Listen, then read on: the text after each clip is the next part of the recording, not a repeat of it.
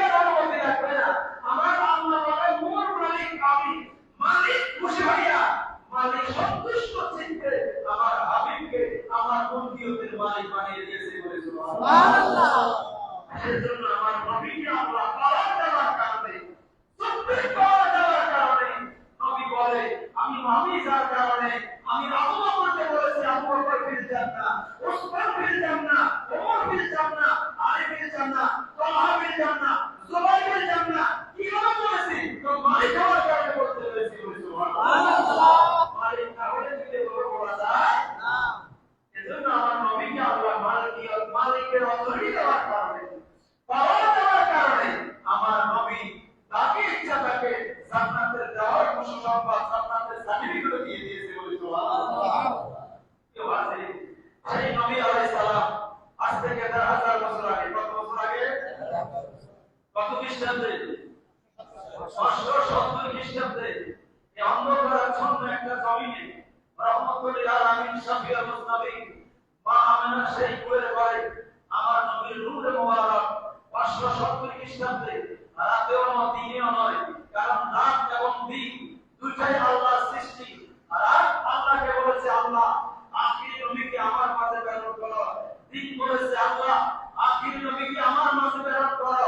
আমার আল্লাহ বলে আর রাতও আমার দিনও আমার, আমি কাউকে নারাজ করব না, আমি আমার হাবিবকে এমন একটা সময় নূরে মুস্তাফাকে প্রেরণ করব যেটা রাতও নয় দিনও নয় বলে সুবহানাল্লাহ। সেই কারণে আমার আপনার মুস্তাফা সরওয়ারে কায়নাত নূরে মুজাসসাম কবরে মুজাদ্দাদ সবে সাদিকের সময় মা আমেনা শহীদুল্লাহর রুজা শরীফে মা আমেনা শহীদুল্লাহর কামরায় আমার নবী তাশরীফ এনেছে বলে সুবহানাল্লাহ। এই তাশরীফ এনেছে নবী নবী যখন তাশরীফ করলে আইকা বাজুকে সেজদা করলে বলে নবী যখন তাশরীফ করলে কাবাজুকে সেজদা করলে গুরু হরিয়ার ফেরেশতাগণে পড়ে সাল্লাল্লাহ গুরু হরিয়ার ফেরেশতাগণে পড়ে সাল্লাল্লাহ মারহাবা মারহাবা বলো মারহাবা মারহাবা মারহাবা বলো মারহাবা মারহাবা তাশরীফ আনলেন নূর নবীজি হতে কাবার কাবা তাশরীফ আনলেন নূর নবীজি হতে কাবার কাবা মারহাবা মারহাবা বলো মারহাবা মারহাবা আলহামদুলিল্লাহ। নবী আসছেন যেমন সময় আসছে পৃথিবীতে অন্ধকার, পৃথিবীতে মানবতা ছিল না, পৃথিবীতে মায়া ছিল না, পৃথিবীতে ভালোবাসা ছিল না, পৃথিবীতে সম্পর্ক ছিল না, অন্ধকার একটা পৃথিবীতে সেই জমিনের মধ্যে ভাই বোনের সম্পর্ক নাই, বাবা সন্তানের সম্পর্ক নাই, একটা মাত্র একটা পরিবেশে যেখানে দোষার ক্ষমতা নাই, যেখানে মেয়ে করতে কেউ ছিল না, ইনসান করতে কেউ ছিল না, এই একটা অন্ধকার জমিনে আমার আল্লাহ বলে এই অন্ধকার দূর করতে হলে ভালো লাগে, অন্ধকার দিয়ে অন্ধকার দূর করা যাবে না, ওই অন্ধকারকে দূর করার জন্য আমার আল্লাহ তাআলা করবেন কাফে জাআকুম মিনাল্লাহি নূরুন ওয়া কিতাবুম মুবিন। আল্লাহ বলে আমি আমার পক্ষ থেকে একটা নূরের প্রতীক নূরে মুস্তাফা তোমাদেরকে দিয়ে জমিনকে আলোকিত করে দিলাম বলে সুবহানাল্লাহ। নবীর আগমনে অন্ধকার এই জমিনকে আলোকিত হয়ে গেছে বলে সুবহানাল্লাহ। কি হয়ে গেছে? আলোকিত। আমরা দুনিয়াতে আসা আর নবীদের আশা কি একরকম? না। একরকম পাওয়া যাবে না। আমাদের আশা নবীদের আশাতে কোনোদিন পাওয়া যাবে না। মুহাম্মদ বলে আমার নূর নবী আসলো যখন, মুহাম্মদ বলে এমন একটা আলো বের হয়েছে যে আলোর কিরণ এতদিন প্রখর ছিল আমি বারিশের বারাজ অবস্থা সেই প্রাসাদ পর্যন্ত একটা ভেঙে পড়তেছে, আমি আমার হুজরা থেকে দেখতেছি বলে সুবহানাল্লাহ।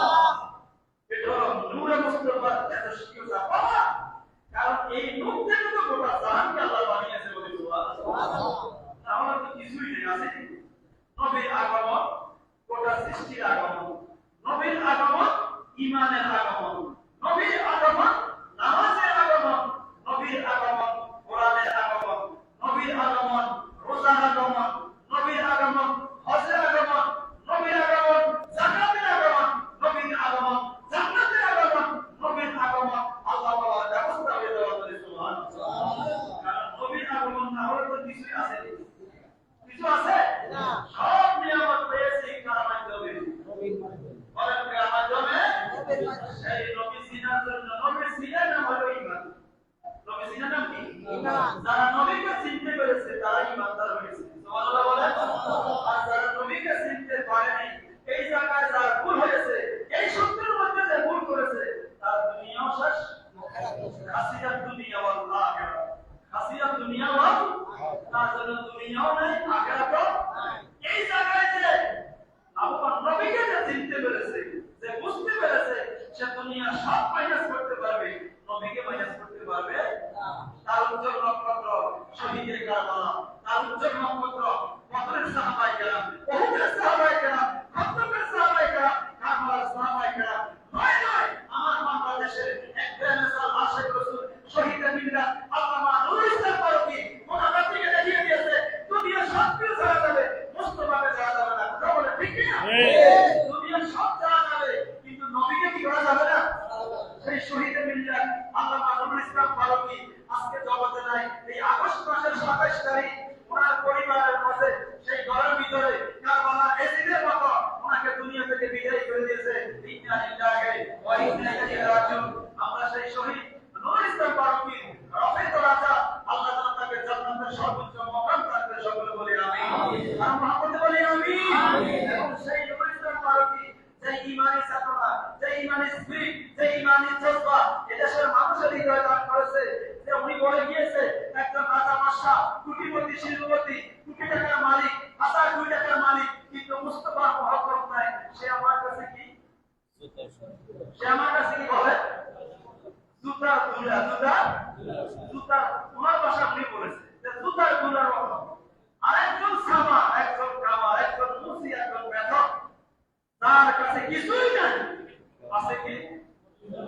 মহব্বতে রাসূল। কি ছিল? কিছুই নাই। দুনিয়া টাকা পয়সা, ব্যাংক ব্যালেন্স, মেম্বার চেয়ারম্যান কিছুই নয়। একদম নাথিং মানুষ, যাকে জগতের মানুষ কোনো মূল্য নাই। কিন্তু শহীদের নুরুল ইসলাম ফারুকী বলে যদি আমার মুস্তাফার ভালোবাসা থাকে, সে আমার মাথার মুকুট করে। সুবহানাল্লাহ, ঈমানের পরিচয়।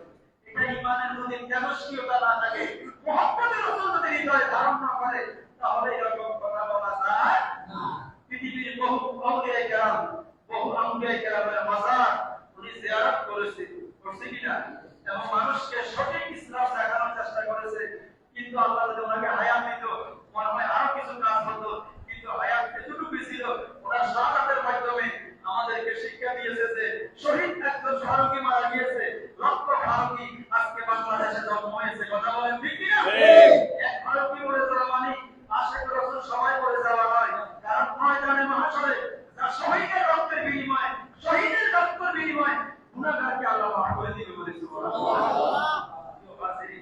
আজকে আমাদের দেশ বাংলাদেশ, এই একটা ছোট একটা বাংলাদেশ, এই দেশে হাজার হাজার টুপি, দাড়ি, পাগড়ি, টুপি, মাদ্রাসা, মসজিদ, খানকার কোনো অভাব নাই। কিন্তু রবিউল আউয়াল আসলে এক শ্রেণীর মুফাসসিরের গায়ের মধ্যে আগুন জ্বলে, এক শ্রেণীর মুফতির গায়ে আগুন জ্বলে, এক শ্রেণীর যারা নিজেকে মুফতি দাবি করে, মুফাসসির দাবি করে, অথচ মুফাসসির হয়েছে নবীর হাদিস পড়ে, মুফতি হয়েছে নবীর হাদিস পড়ে, নবীর কথা শুনে, নবীর কালাম পড়ে সে নিজে মুফতি হলো, মুহাদ্দিস হলো, মুফাসসির হলো। কিন্তু রবিউল আউয়াল আসলে সে টিকাই করে, তো রবিউল আউয়াল আসছে তো বাংলাদেশে নবী একবার কোনের সাহিত্যের বলি নাউজুবিল্লাহ।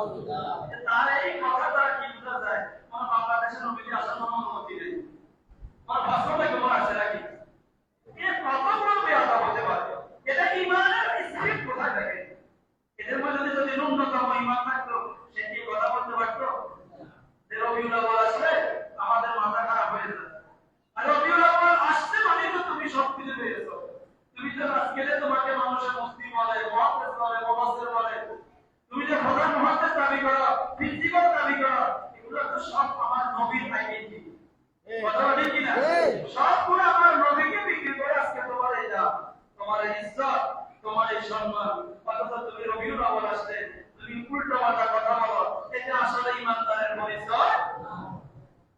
মুহররম রবিউল আউয়াল মাস আসিলে ঈমানদার মুনাফিকের পরিচয় মিলে। কথা বলি কি না? মুহররম রবিউল আউয়াল মাস ঈমানদার মুনাফিকের পরিচয় মিলে। ঈমানদার দয়াল নবী মিলাদ মাহফিল করে, আজ ঈমানদার কলিজাতে আগুন লেগেছে, আজ ঈমানদার কলিজাতে ইমাম হোসেন শহীদ হয়েছে। হায় হায় কারবালাতে ইমাম হোসেন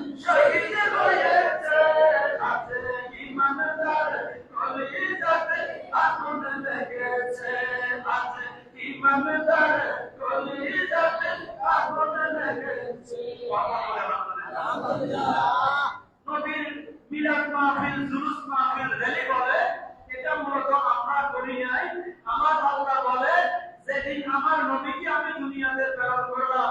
এই জমিন থেকে আমেনার হুজরা থেকে প্রথম আসমান, দ্বিতীয় আসমান, তৃতীয় আসমান, চতুর্থ আসমান, সপ্তম আসমান থেকে শুরু করে আমার যত নবী জগৎ পর্যন্ত কোটি কোটি ফেরেশতা আমার নবীর দুরূদ করেছে। সুবহানাল্লাহ।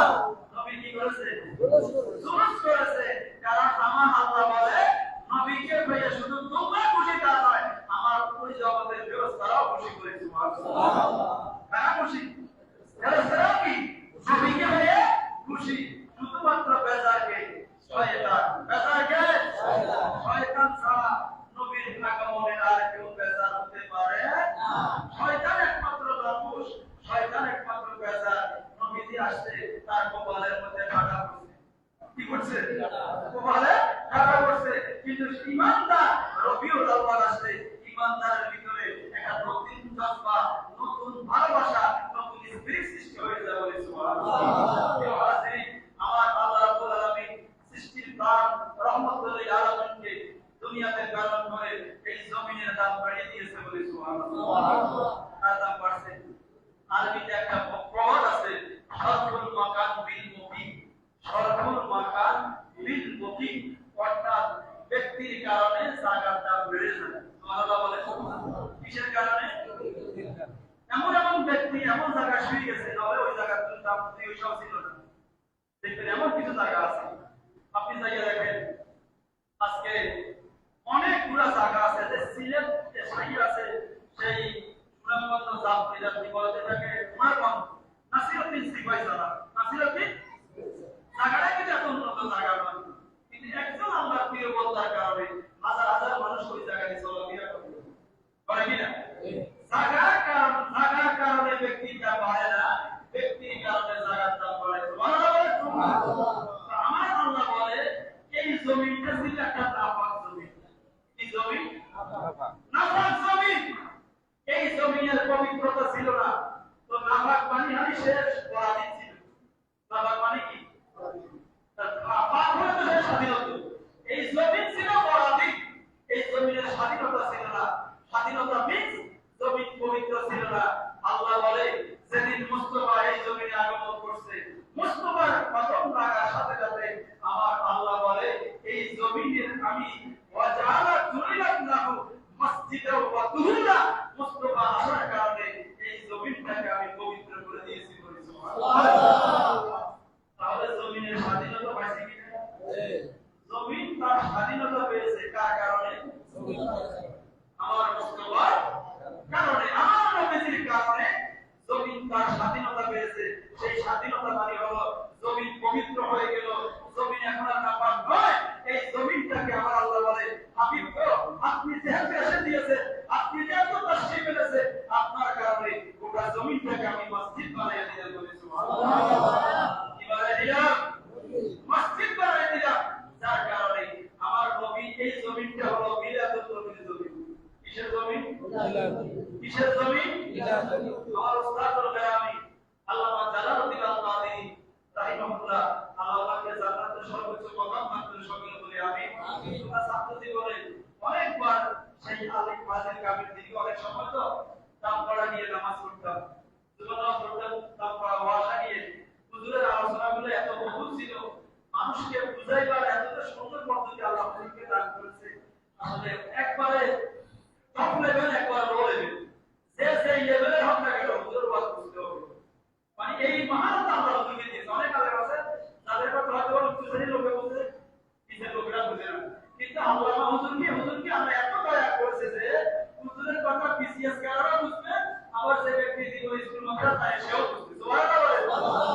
হুজুর একদিন বলে এই অবিলম্বের মাসে বলতেছে এই জমিনটা হলো মিলাদুন নবীর জমিন। কিসের জমিন?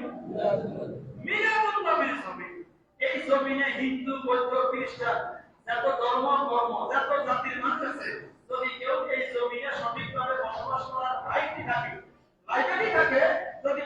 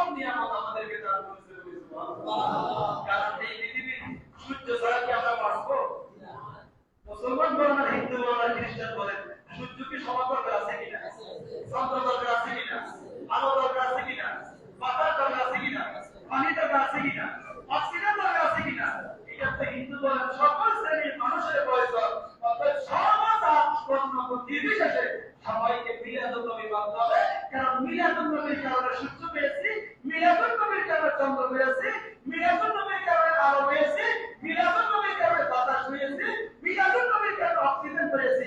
অতএব মিলাদুন নবী না মেনে এই জমিনে বসবাস করার এক পার্সেন্টও অধিকার রাখে কথা বলতে কি না? মিলাদুন নবী মানতে আপনি এই জমিনে বসবাস করার রাইট কি? রাইট কি আছে আপনার? অধিকার? নতুবা আপনি এই জমিনে বসবাস করার কোনো অধিকার? এটা আপনি জোর করে বসবাস করতেছেন। এটা অন্যায়ভাবে বসবাস করতেছেন। প্রিয় হাজিরিন, অতএব আমাদের সবাইকে অকপটে নবীর মিলাদকে বিশ্বাস করতে হবে, মানতে হবে। কথা বলে ঠিক কিনা? মানতে হবে কিনা? বিশ্বাস করতে হবে কিনা? আজকে সারা দেশে পৃথিবীর 152টা দেশে, কতটা দেশে? 152টা দেশে রাষ্ট্রীয়ভাবে মিলাদুন নবী হয়ে যায়। বলি সুবহানাল্লাহ। কতটা দেশে? শুধু বাংলাদেশ বলতে সেটা নয়। আমরা তো বলি বাংলাদেশে বসবাস করি, কেউ প্রফেসর আছে সে 33টাই বলে বাংলাদেশ, কেউ সিধুশিটাকে মনে করে বাংলাদেশ, আবার কেউ বলে পৃথিবীটাই বাংলাদেশ। তার যতটুকু করে গিয়ে তার জীবিকা যতটুকু তার লোক সেটুকু চিন্তা করে। কিন্তু বাংলাদেশ পৃথিবী মানে শুধু বাংলাদেশ আরো আছে কিনা? বাংলাদেশ হলো পৃথিবীর সবচেয়ে বড় দেশ। আছে কি বাংলাদেশ বড় আসেনি? হ্যাঁ আছে কিনা? পৃথিবীর 152টি দেশে রাষ্ট্রীয়ভাবে পবিত্র ঈদে মিলাদুন নবী পালন হয়। বলি সুবহানাল্লাহ। এর ভিতরে আমাদের বাংলাদেশও আছে কিনা? আছে। অতএব আগামী শনিবার হবে পবিত্র 12 রবিউল আউয়াল। বিশেষ করে বাংলাদেশের জমিনে দুটি বড় জুলুস হয়ে থাকে। একটা হলো ঢাকা রাজধানীতে, আরেকটা হলো চট্টগ্রামে। একটা ঢাকা রাজধানীতে জুলুসটা হয়, সেটা হয় 9 রবিউল আউয়াল, 9 রবিউল আউয়াল শরীফে। আর চট্টগ্রাম জমিনে যে জুলুসটা হয় সেটা 12 রবিউল আউয়াল হয়। আওলাদের রাসূলের তাসরিফ আওয়ারের মাধ্যমে আওলাদের রাসূলের সাদাতে সে 1974 থেকে অদ্যাবধি এই জুলুস চলতেছে। হাজার কথাবার্তা মিডিয়াতে বলতেছে, যতই উৎসাহরা করুক, যতই অপপ্রচার করুক, যতই কিছুই করুক না কেন, আলহামদুলিল্লাহ আল্লাহ এবং রাসূলের দয়ায় এই জুলুসের সংখ্যা দিন দিন বাড়তেছে না কমতেছে? কমতেছে। সে 1974 সালে এই জুলুসের সংখ্যা ছিল 500 থেকে 600-400 মানুষ। আজকে সেই 500-র মধ্যে নয়, আজকে সেই 1974 থেকে 2025 গেল, 25 এবং 26 এখন 2025 চলতেছে, 2400 গেল। দেখা যাচ্ছে পত্র পত্রিকায়, ইলেকট্রিক মিডিয়ায় যার সংখ্যা কত লক্ষ তারা সঠিক অ্যান্সার বলতে পারে না। কথা বলে ঠিক না? কারণ এটা শুরু কোথায় শেষ করে বলার কোনো সুযোগ শুরু নেই, শেষ নেই। অতএব যে যত কথাই বলো, আমার আল্লাহ বলেন ওয়ারাফানা লাকা যিকরা, ওয়ারাফানা লাকা যিকরা। হাবিব আপনার শানকে, আপনার মানকে, আপনার মর্যাদাকে আমি বুলন্দ করেছি। কেউ নবীর শান কমানোর কোনো সুযোগ আসেনি। নবীর শান চলতেই থাকবে।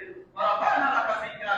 আল্লাহ বলে হাবিব দুরুকে বুলুকে শরতে রতে আপনার শান চলতে থাকবে। আমাদের সবাইকে আগামী 9 তারিখ এবং 12 তারিখ সবাইকে দাওয়াত দেওয়া হচ্ছে। আপনারা সেই জুলুসে অংশগ্রহণ করবেন। আল্লাহ পাক আমাদেরকে বিশেষ করে আহলে রাসূলের হাতে যারা বয়াত পাননি তারা আওলাদ রাসূলের হাতে বয়াত খাওয়ার চেষ্টা করবে। কারণ আওলাদ রাসূলের হাতে বয়াত খাওয়া কেন হবে? কারণ সাকরাতের বিছানায় আপনি আমি যখন সাকরাতের বিছানায় শুয়ে যাব, জগতে যুগে বড় বড় মুফাসসির মুহাদ্দিস পর্যন্ত শয়তানের সেই টক করে ঈমান নিয়ে যাওয়ার কষ্ট হয়েছে। সেই সাকরাতের বিছানায় যদি আপনার সঠিক মুর্শিদ হয়ে থাকে, উনি আপনাকে ঈমান নিয়ে যাওয়ার একটা ব্যবস্থা করে দিবেন। সুবহানাল্লাহ। সবাই একজন সঠিক আওলাদ রাসূলের হাতে বয়াত গ্রহণ করবেন। এটা ইসলামী শরীয়তের সুন্নাত। সাহাবায়ে কেরাম আমার নবীর হাতে বয়াতের দোয়া গ্রহণ করেছেন। সেই ধারাবাহিকতায় বয়াত হওয়া সুন্নতে সাহাবী, সুন্নতে রাসূল। আপনারা সবাই বয়াত হবেন এবং এই জুলুসে অংশগ্রহণ করবেন। বিশেষ করে আমাদের আজকে জুমার নামাজের পরে যদি আল্লাহ তাআলা আমাদেরকে সুযোগ করে দেয়, এই সুযোগ করে দেওয়ার মালিক কে? আল্লাহ। যদি আমাদেরকে আল্লাহ সুযোগ করে দেয়, আমাদের একটা সংক্ষিপ্ত একটা র্যালি হবে। আমার ছোট ভাই আমাকে ফোন করছে যে ওটা র্যালি করতে চাই, অসুবিধা না, আলহামদুলিল্লাহ ভালো কাজ। আমরা সবাই থাকবেন তো ইনশাআল্লাহ। আমাদের খাবার কোনো সমস্যা নেই, এমন না যে আমাদের খানা কষ্ট দিয়ে রাখবো, অল্প সময় ভিতরে আমরা এখান থেকে অথবা অল্প একটু রাস্তা যাবো।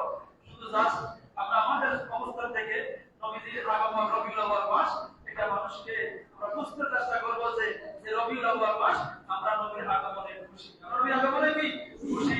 আমরা নবীর আদর্শ সমাজের পরিবারে বাস্তবায়ন করবো। তাহলে আমাদের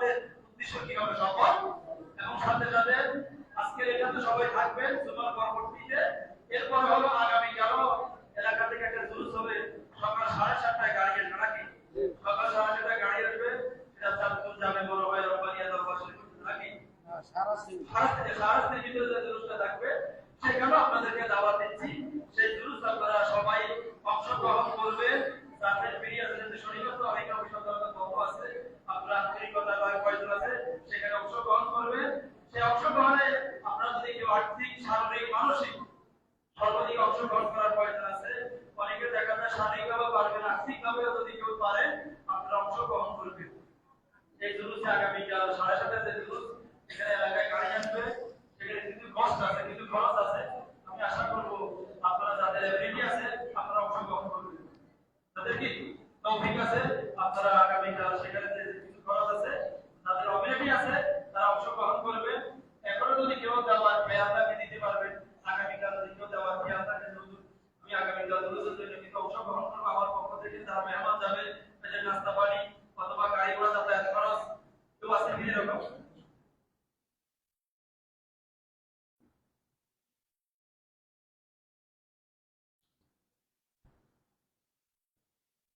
আর না হয় আমি আপনাদের তো এখন নাম বলার বিষয় না, আপনারা নিজ উদ্যোগে আপনি যেহেতু রসুলকে ভালোবাসেন, কাকে ভালোবাসেন? রসুলকে ভালোবাসেন, নবীজিকে ভালোবাসেন। সেই ভালোবাসাটা কে দিবে কে দিবে না সেটা বিষয়টা আপনি আপনার পক্ষ থেকে কি আমরা তো দাওয়াত দিয়ে দিছি না, শরীক হওয়াটা তাদের বাধ্যতামূলক করে আপনি আপনার পক্ষ থেকে অবশ্যই অংশগ্রহণ করবেন। এটা আপনার প্রতি অনুরোধ। আর বিশেষ করে আমাদের রবিউল আউয়ালের প্রোগ্রামটা হবে, তবে আমরা শেষের দিকে করব। প্রতি বছর আমরা একটু বড় আকারে করি এই মাহফিলটা, সবার সহযোগিতা। আমি আশা করব যাদের বিদেশে ভাই বোনেরা আছে এদেরকে আমাদের একটু ইনভাইট করবেন, দাওয়াত দিবেন, যে আমরা মসজিদে রবিউল আউয়ালের প্রোগ্রামটা যেন অন্তত পক্ষে রবিউল আউয়ালের একটা তওয়ারটা থেকে পেতে পারি, ঠিক কি না? আমরা এই জন্য একটা বড় আকারে আমার সেক্রেটারি সাহেব আমাকে বলছেন যে আমরা আগামী শুক্রবার ইনশাআল্লাহ কালেকশন করব। আমরা শেষের দিকে ইনশাআল্লাহ করব, যত জাঁকজমকের সাথে আপনাদের সবার সহযোগিতা নিয়ে দেশে এবং বিদেশে যারা আছে আপনারা প্রত্যেকের অবস্থা থেকে আপনারা জানাবেন যে আমাদের রবিউল আউয়াল মাহফিলটা আমরা একটু বড় করি আপনারা সবাই সহযোগিতা করবেন, সবাই কি সহযোগিতা করবে। এই আহ্বান থেকে আপনাদের সবাইকে 9 তারিখ এবং 12 তারিখের জুলুস অংশগ্রহণ করার জন্য দাওয়াত দিয়ে আমি আমার কথা এখানে সমাপ্ত করতেছি। ওয়া মা তাওফীকি ইল্লা বিল্লাহ। আসসালামু আলাইকুম ওয়া রাহমাতুল্লাহ।